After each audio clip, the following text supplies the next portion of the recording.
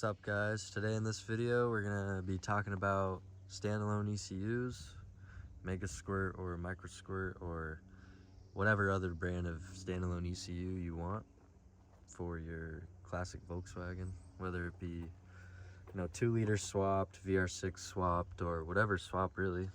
Standalone will work with any engine. And we're gonna be talking about, do you need a standalone? What are the benefits of it? And also how to get your Mark III ABA running on Mega Squirt and Tuner Studio. So the engine that I have in here is a OBD1 ABA.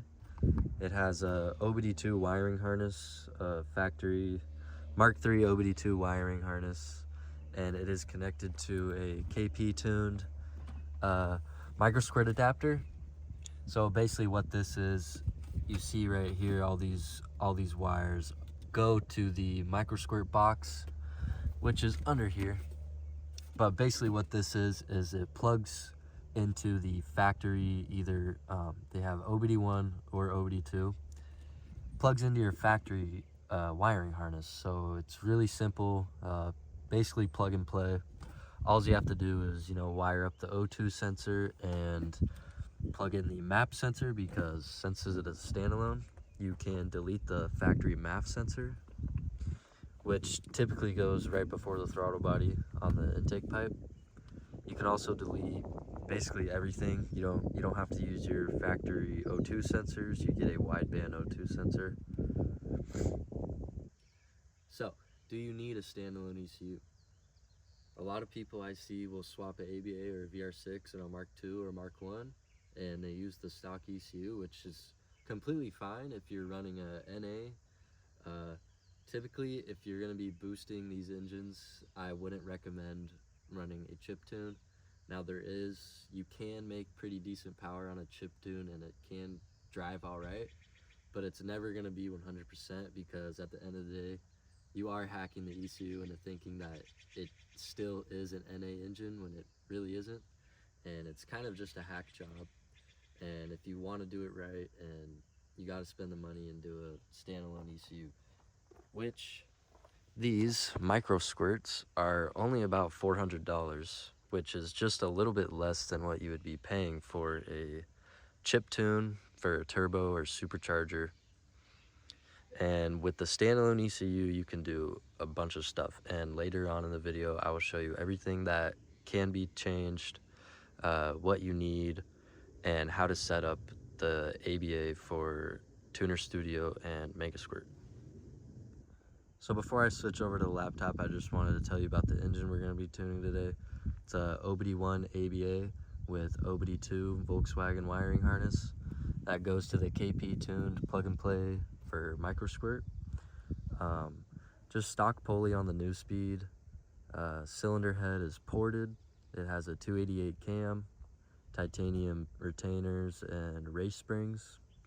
Also, I do have I don't know if you guys will be able to see it. Yeah, probably not. But it is the SPA head gasket. It's a little bit thinner. Brings the compression ratio from around 9.6 from the factory to around 10.5. Should be around 10.5 to 1. And with this little amount of boost, just from the little new speed charger on it, a little bit bump in compression won't actually hurt anything. It should make it a little bit better. Alright guys, now we're on the laptop.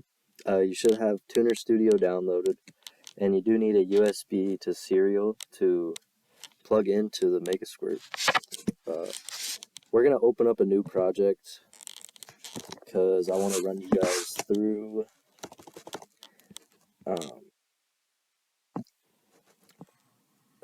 please. So we got to turn the key on. Grab that. We're going to turn the key on, and we're going to hit detect. And there we go. MS2 extra, that's what the Micro Squirt runs. We're going to hit next. Okay, wideband, yep. Fahrenheit, yep. You can leave this default or deactivated. We're not going to use that. And all these are good. Connection type, yep. And yeah, we're just going to use the default dashboard. It's the one that I usually use. And here we go. So my KPA reads a little bit higher. I think it's like 1 or 2 off, but I am really close to sea level, so it is going to be on the higher end. If you're up in the mountains or, Colorado, it might be below 100 or maybe even a little bit more. So the first thing we're going to do is we're going to go to our engine and sequential settings. And first you're going to put in the engine size. The ABA is 1983, and for the injector size, I have 30-pound injectors. If you are on the stock ABA injectors, you're going to put 210. Or I think it's closer to 215, something like that. I think the stock ABA injectors are either 21 pound per hour or 19 pound, I can't remember. And then you basically just multiply the pound per hour by 10.5, and that's how you get your CC. So I have 30 pound injectors, so 315 CC. And this is how you do your required fueling. You're going to put in your engine displacement, number of cylinders, your injector flow, and CC, or you can do pound per hour. And then the air fuel ratio, we're going to stick to 14.7, and it's going to calculate that for you. And then here we're going to do speed density. If you're running ITBs, you can either do alpha N or you can do the ITB control algorithm. We're just going to do speed density for this tutorial. Alternating injector staging, 4-stroke, number of cylinders 4, and we're not doing sequential injection. We're just running batch fire, so we're just going to leave that on untimed.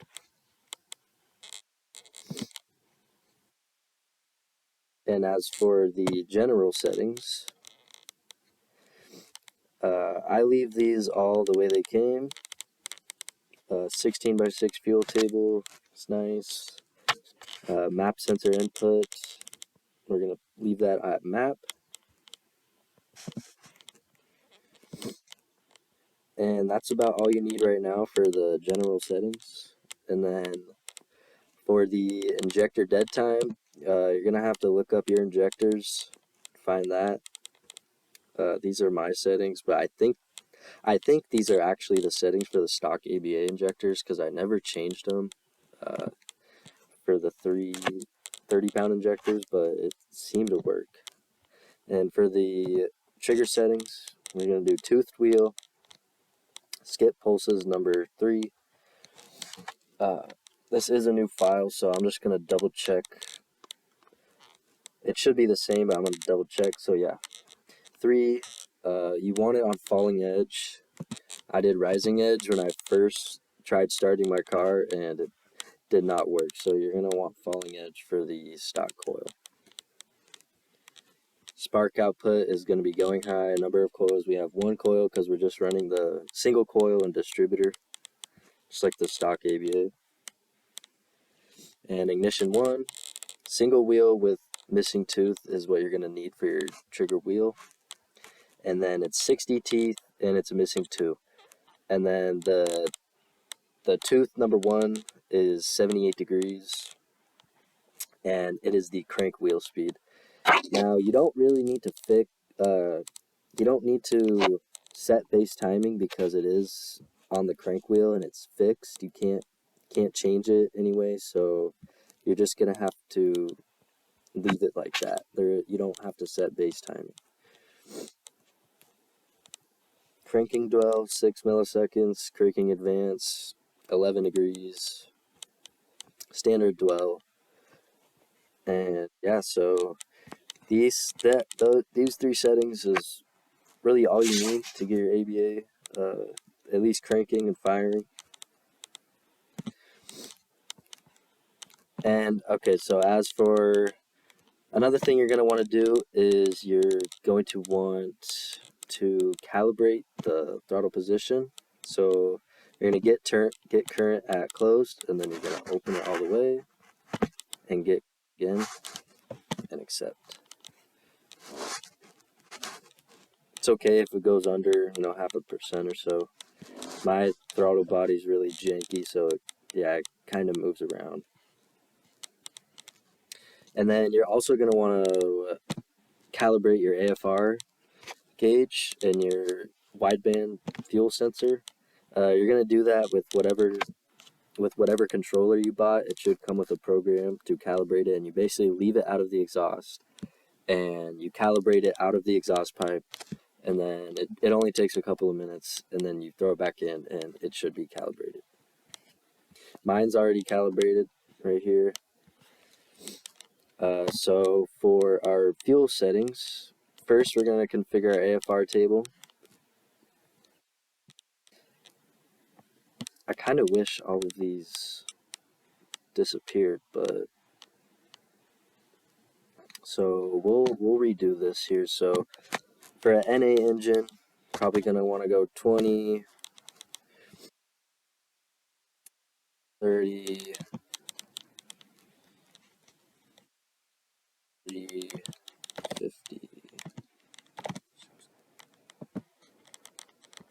go 65, 70,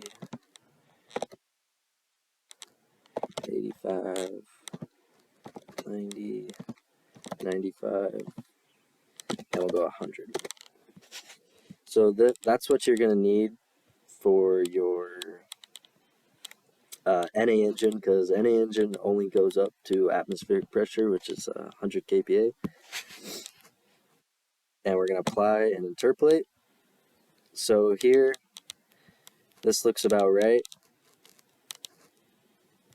You might want to take this down a little bit. 14.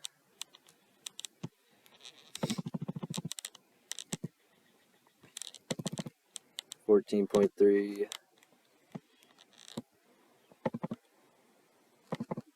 Raise that up. So yeah, you want your air fuel to be right around 12.5. You're not really going to know exactly what your engine likes unless you're on the dyno, but for NA, 12.5 is a safe range to be in. You want to be 14.7 basically everywhere unless you're revving out pretty high, and then you want it to be a little bit richer. And that's for our air-fuel ratio. I'm actually going to apply, or wait, I'm going to close that.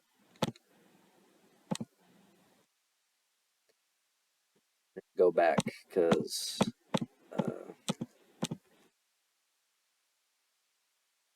I am not on a NA engine. So that looks about right. Gonna burn that.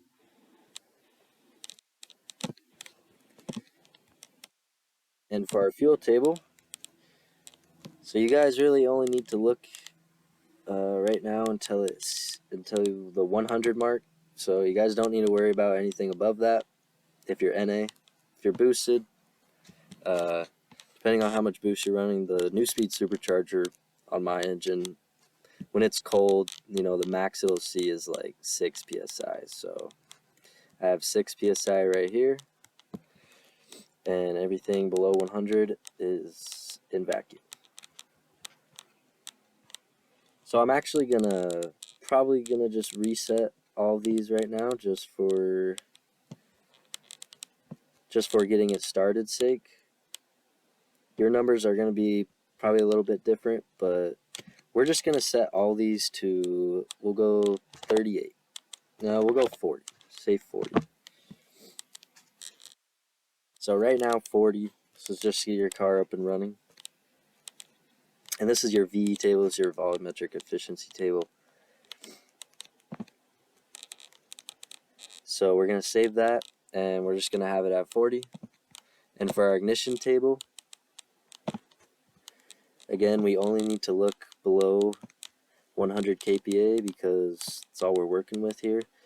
And for below 2500, we're just going to set it at 15 degrees just to get us running. Again, you can tune the ignition table on the street. You can listen for knock. You can get a knock sensor. I don't have a knock sensor, but probably recommended that you do. But then again, the best ignition advance for your engine is not going to be right before knock, or because you don't want to knock, but you want to advance the timing to the max brake timing, which is the maximum engine torque, or the max ignition value for maximum ignition torque or engine torque. And you're not going to be able to know that without a dyno. So you can play with these. You can turn it up until you hear knock and turn it back down. But I'll show you my other map after this, or I'll put in a picture of what my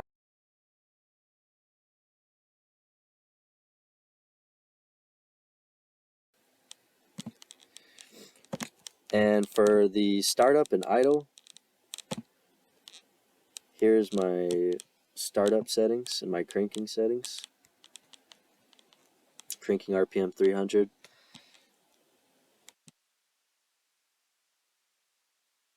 And Tuner Studio has nice little tips right here, so you can even add notes. Above this throttle position, no fuel. So if I'm above 70% throttle while I'm cranking, it won't shoot any fuel, and it'll try to flood, or it'll try to clear out the combustion chamber of any fuel.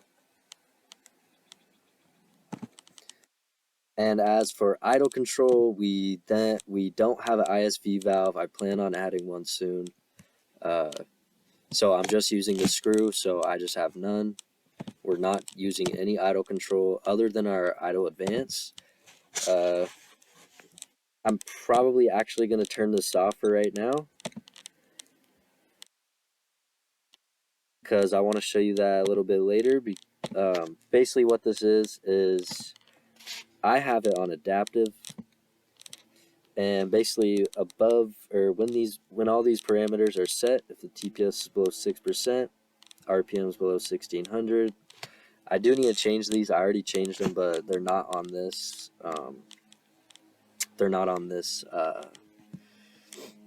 This file that I have loaded up for you guys.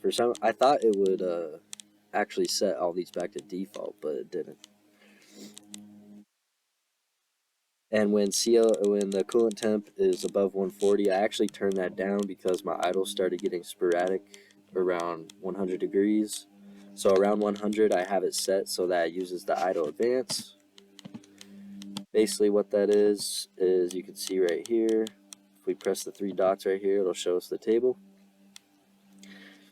So when I'm idling, if the RPMs get above 1100, it'll turn the ignition advance to 0 degrees, and that'll drop the RPM back down. And so you kind of have to play with it. More ignition advance, you're going to make more torque, and you're going to raise the engine speed. So I like my engine to idle right around 1000 with the big cam. So right around 1000, it's going to add timing until it reaches 1100, and then it's going to back down. So you don't really get the best idle, but with no idle control valve or electronic controller, it works pretty good for just having a screw. It works pretty good. When it's wintertime or summertime, when the seasons change, temperature changes, yeah, you got to mess around with the screw a little bit. But other than that, that's how I do it. So if the idle dips to 800 or 700, it really turns up the advance, which I should probably actually turn that down a little bit, because that's a lot for idle. Alright, anyways, so we're going to start it up, and you really have nothing to worry about as long as your engine was put together mechanically correct. You're not going to blow anything up just turning it on and idling. So we're going to turn it on.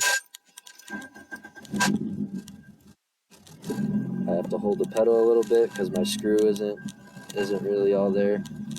So we're just at 40 all the way through here, and we're going to wait for our wideband O2 to kick in. And you can see it's kind of going The idle is dipping around. We're gonna turn this down a couple degrees.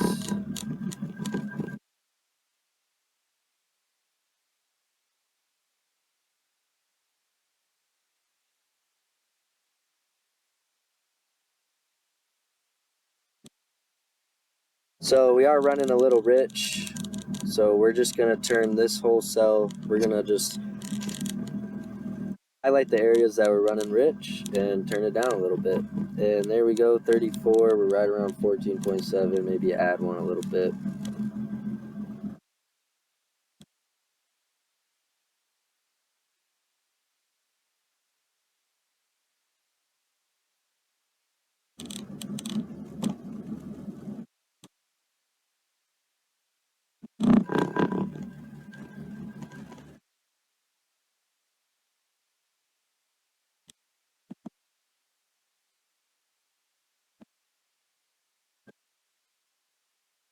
See, I'm just, trying to trim it out so that it's not running too rich.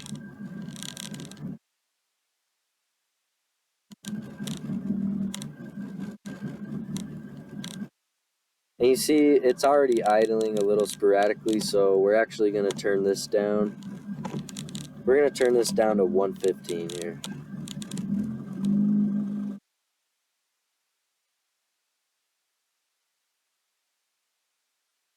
Alright, so it's idling really high because... Oh, that's weird.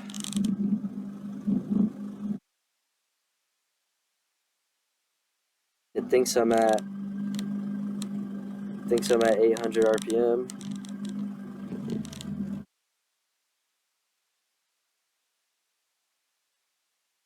Must have bogged something up in the settings here. Oh, we're gonna do RPMs. It shouldn't be at adaptive. There we go.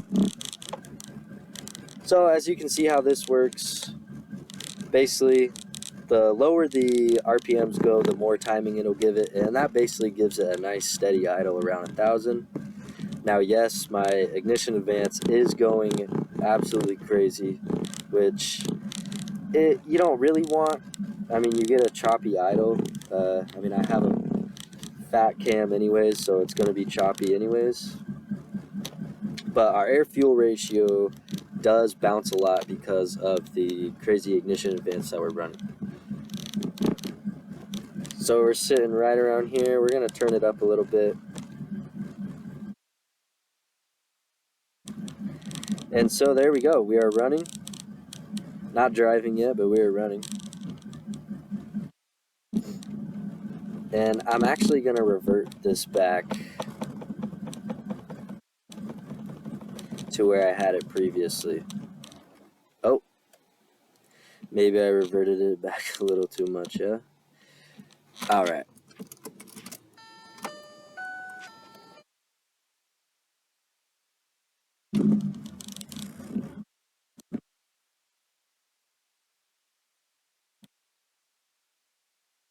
So we're running. If you do have the paid version of Tuner Studio, you can do the live tune or auto tune. Basically, this just uses your O2 sensor data to change the fuel table, which is really nice to get, you drive it around in a bunch of different conditions and it'll kind of do it for you, but you'll definitely need to trim it out and smooth it out, and you're going to have to do some stuff on your own. It doesn't really do everything for you. But if you can see here, we're going to just change it to very easy and start auto tune. And it immediately turned it down because we are running rich right here, and it's probably going to turn it down even more as we go if I rev through the rev range.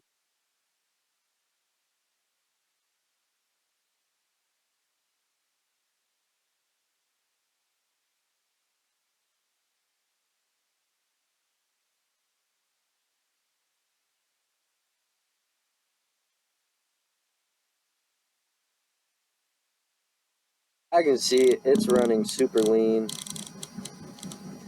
so it's going to turn that back up. And if you hear that buzzing, that's my oil pressure sensor. It got disconnected when I was messing with some stuff, so it's going to be buzzing. I'm just going to turn it off so you don't have to hear that. Yep, I didn't save it, so we're just going to use controller settings.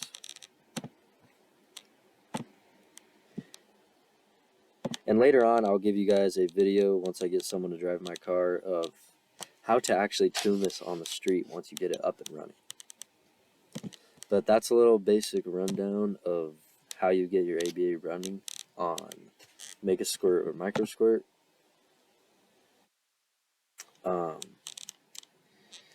Here's my overrun fuel cut settings.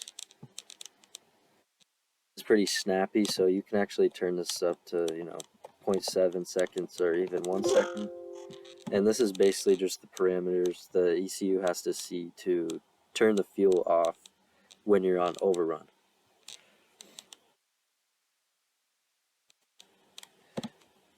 One last look. So yeah, if you were just getting the engine running, I would basically just do this to about 3 grand. You don't have to do it that much. You can do, you can do it to 1600 or 2 grand. Just put 40 or 35. If you did your injector calculations correct, around 30 to 40 should be fine. I have a big cam and a supercharger, so my car likes to idle around 60 to 70 kPa, which is pretty high. If you're stock cam or you have a slightly smaller cam, you're probably going to be around the 50 to 40. That's where you're going to be idling. Maybe even lower. So yeah, and then your ignition settings. So this is the ignition advance that my car uses when it first turns on, and then it switches to the idle advance. For an NA-ABA stock compression ratio, you're going to be right around 100 kPa full load. Around full load, I wouldn't go anything past 27, 28 degrees. You can push it a little bit more. Even with a fat cam, my car did start knocking pretty heavily around 31 degrees, 32 degrees. But I do have a little bit more compression. And that was on a hot summer day, so... oh, another thing, speaking of hot summer day, your intake manifold temperature retard. So this column is your intake manifold air temp. As you see, I have mine goes all the way up to 260. If you're NA, you're probably not going to see, if it's a really hot summer day, you might see 130, 140. But with the supercharger, I see 140, all the way up to 160 if I'm doing a bunch of pulls.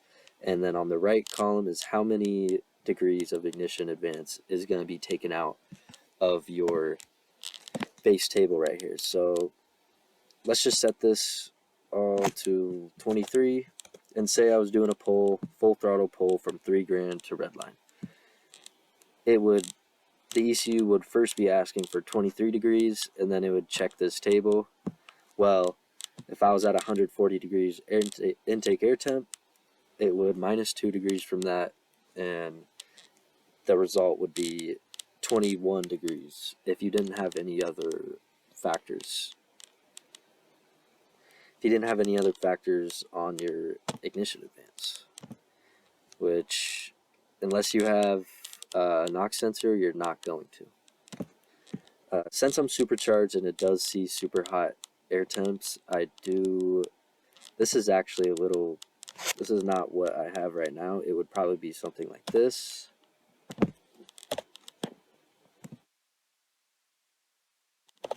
It would probably be something like that.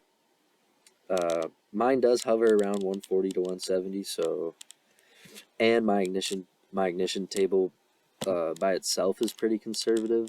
It's not too high for what I'm doing, so I usually run 2 and 4 right there because it's gonna be a dog, just cruising. I am trying to find out a way to just have the ignition retard happen in certain conditions. So if I'm just cruising, I don't really want it to have ignition and retard because it doesn't have that much load, and my ignition table by itself is already pretty conservative. So But yeah, other than that, they're can do rev limiter. So here's your basic rev limiter settings. Mine's at 63 right now. It's usually closer to 7, just because the cylinder head could take it. I'll just do like, I'll just say like 2500 and burn and turn it on.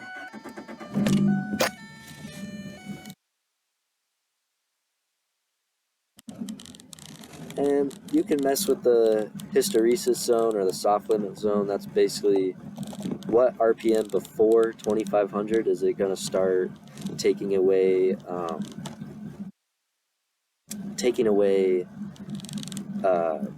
ignition advance. So I have mine on spark retard, of course, because we want pops and bangs. We're hot boys, and no fuel cut whatsoever.